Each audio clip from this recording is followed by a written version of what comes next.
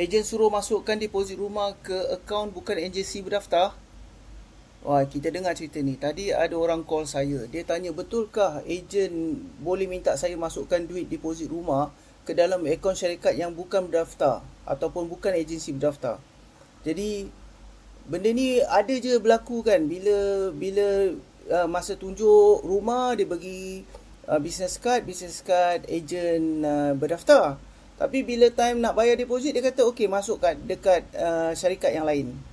Jadi pembeli ni dia sangat berhati-hati. Jadi apa dia buat, dia call. Dia call saya dan tanyakan pendapat saya berkenaan ni. Jadi pendapat saya terus cakap, hati-hati, ini tanda awal potensi penipuan. Sama ada dia nak menipu kita ataupun nak menipu agensi. Dalam proses jual beli rumah, duit deposit tidak boleh dimasukkan ke dalam akaun individu atau syarikat yang meragukan.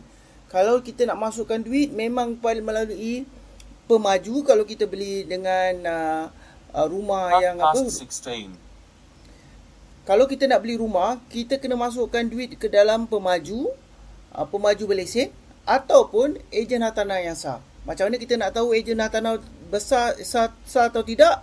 Kita boleh semak dengan LPPH. So kalau ejen minta masukkan duit ke dalam syarikat yang tak ada kaitan langsung dengan urusan hartanah contohnya, ataupun sebab bila syarikat ni dia tak boleh letak apa-apa pun berkaitan hartanah kalau dia tak ada lesen tau. Jadi kalau dia masuk services ke ataupun apa-apa saja yang berkaitan yang tidak nampak macam hartanah, itu adalah red flag. So saya pernah ada kes pembeli sampai rugi 20,000 sebab masukkan duit ke dalam akaun syarikat yang kononnya adalah rakan kongsi ejen lah apalah. Tapi bila time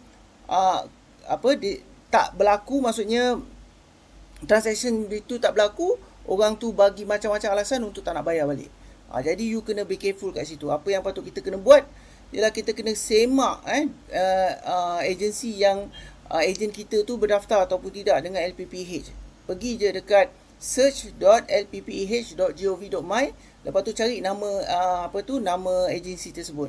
Lepas tu jangan tergesa-gesa bayar deposit. Selalunya kalau penipu ni, selalunya dia buat apa tau? Dia kata ini kena cepat. Dah ada orang dah ada orang nak book. Kalau you tak book cepat, you tak bayar dekat akaun ni, maka orang lain akan book. Itu be careful.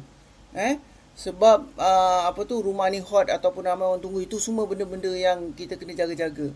And kalau sekiranya tak pasti, you boleh check dan telefon business card tu punya number kan, number yang office tu, tanya betul ke ini proses dia.